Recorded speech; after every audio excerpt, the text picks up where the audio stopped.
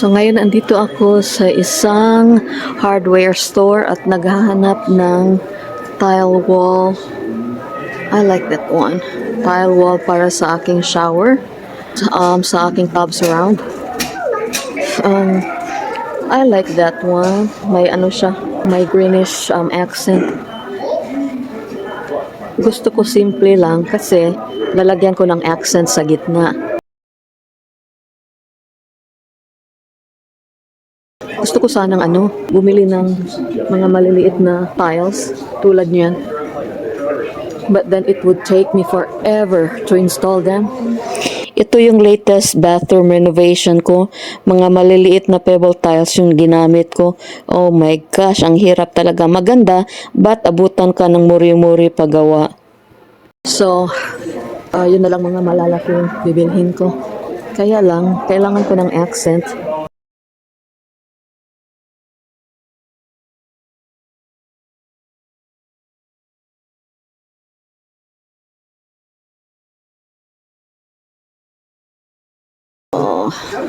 Wala akong nagustuhan dito. Nothing that really sticks out. So yan yung nakuha ko. Tapos lagyan ko lang ng accent sa middle. Probably something greenish or grayish. So, ito na po yung mga nakuha ko. Oh, ang dami. Magkano kaya ito? Parang bankrupt na yung bangko ko. Alright, tapos hanap ako ng wall sconce light para sa labas ng bahay. And so far, yan yung medyo nagustuhan ko.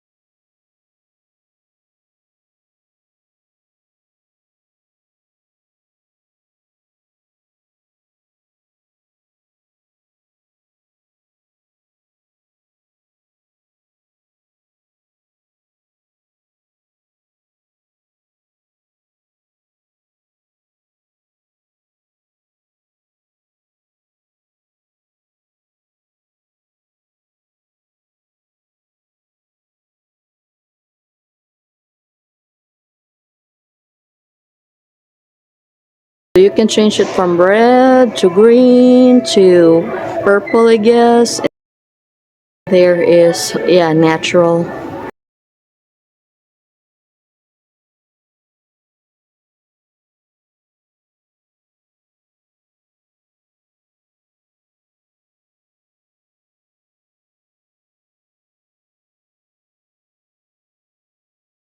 Siguro mas maganda itong sa front ng bahay.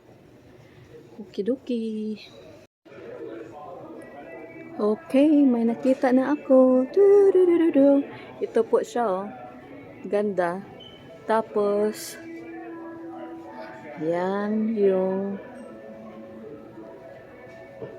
kanyang color. So you can change it from red to green.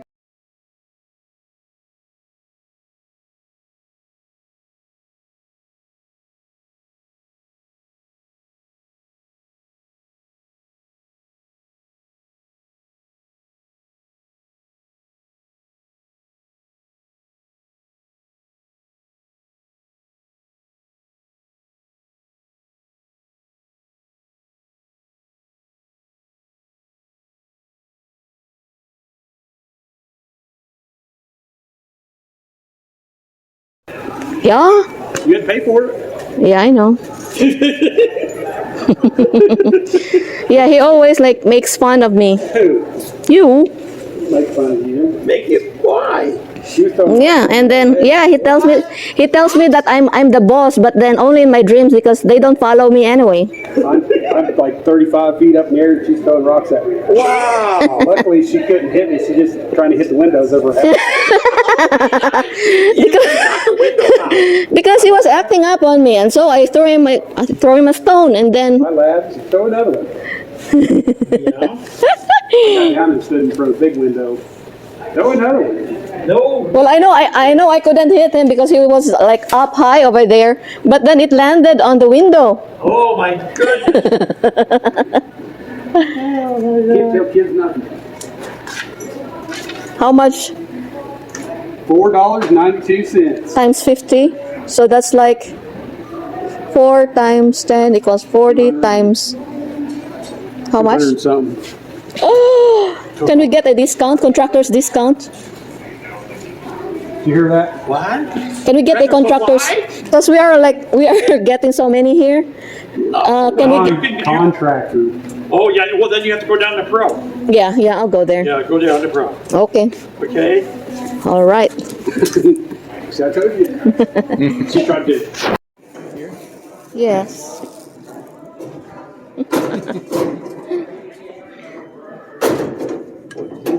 So we cannot do the pro today because they're closed. Yeah, so I don't know which. I don't know which ones that I can get discounts. We'll just have to scan it and it'll just tell us what's up. Okay.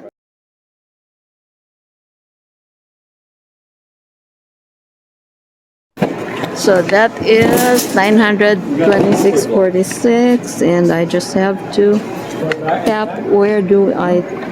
We don't have tap, you have to insert it on the bottom, please.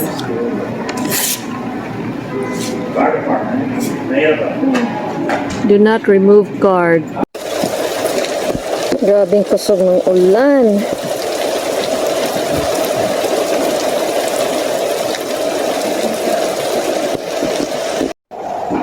So yan po yung likod ng aming shower. So kailangan kong lagyan ng mga bridges dyan, like yan, para ma-fasten ko ang backer board doon sa loob.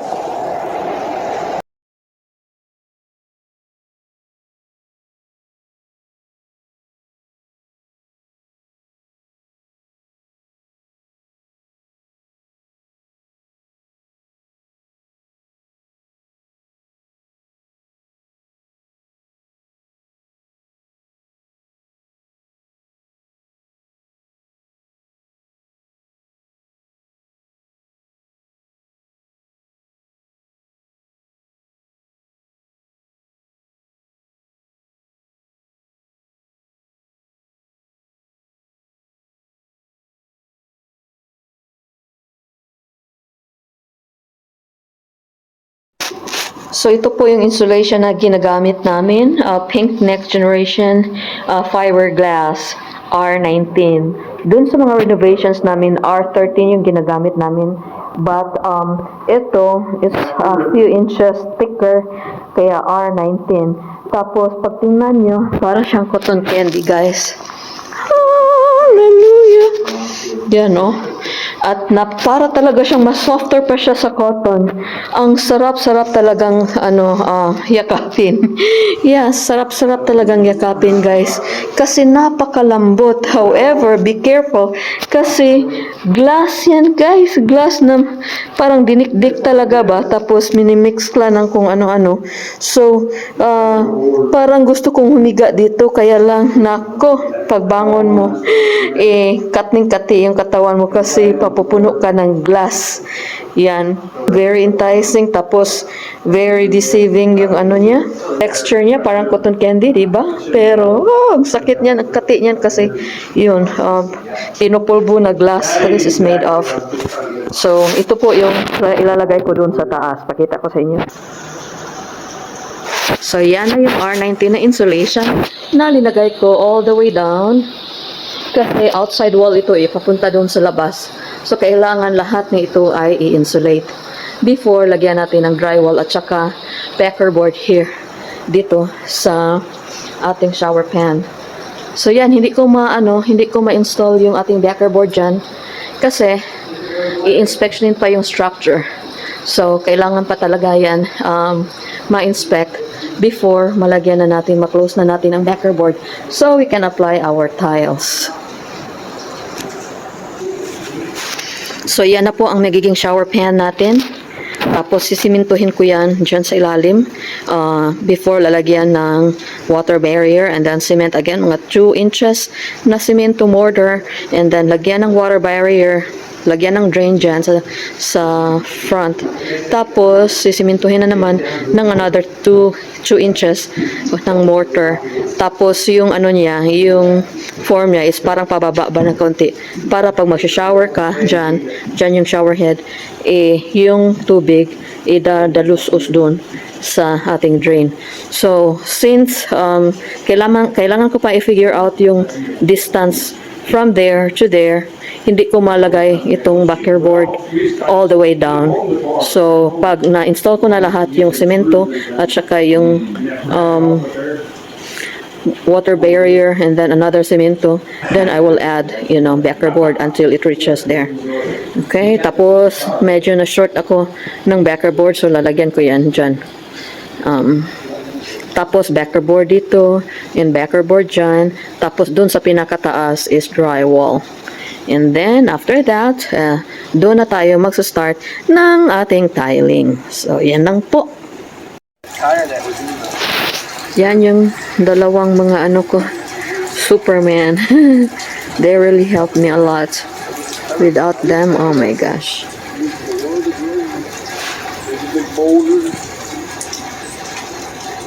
What?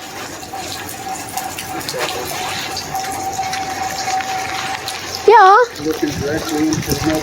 Ayaw daw nila lagyan ng window dyan sa kilid ng bahay namin doon sa kabila kasi mag-hi daw kami sa neighbors. Ganoon naman talaga. Ayaw daw niya. Ganoon talaga ang life. May neighbors tayo eh.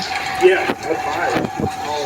So that when I look down, that area there will be cemented, asphalted. And then, that area there will be my rose garden. Pakita ko sa inyo yung rose garden. Since, change namin yung aming driveway. Instead, hindi driveway, but yung carport namin. Instead, dun namin ilalagay kasi kulang yung space. Dun sa kabila. So, yung driveway is from there going here, tapos dyan sa harap ng bahay papunta doon. So that area there will be vacant, and tatamnan ko yan nang gagawin ko yung Rose Garden of Maryland.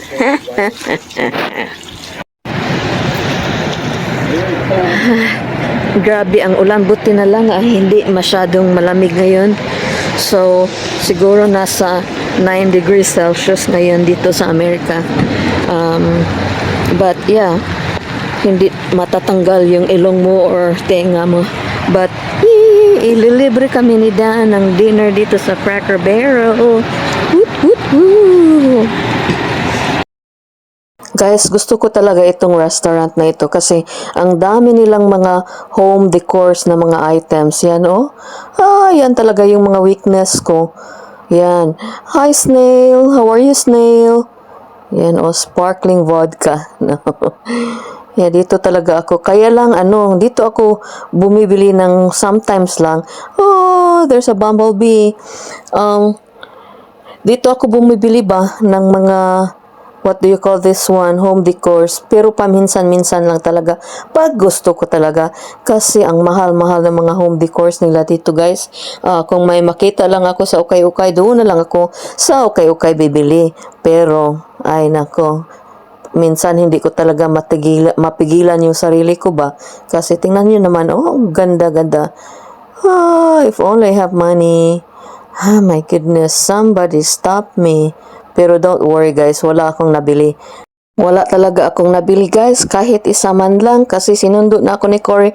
Tara na, uwi na tayo. Umuwi na lang akong sa lawahan. Gusto ko sanang kumanta ng hanggang tingin ka na lang. Kaya lang baka mas-CPR tayo eh. Palagi nga tayong binabawasan ng watch hour ng YouTube na ito. Kaya yung pagvi-video ko wala talagang kasay-say-say guys. Kasi useless yung may manonood ay hindi kinakount ng YouTube. Palagi akong binibawasan ng mga watch hours. Ay nako, nakakainis talaga. Kaya tingin-tingin na lang tayo. Ang ganda ng mga knickknacks nila dito. May mga peacocks. Ano pa ba? King na aso. Tapos queen na pusa. Ganda talaga guys. Kaya lang mahal yan. Parang $20 each. Kaya tingin-tingin na lang tayo. Di bali na. Busog naman yung mata ko. Pati na tiyan ko kasi linibrihan kami ng Dan ng masarap na dinner.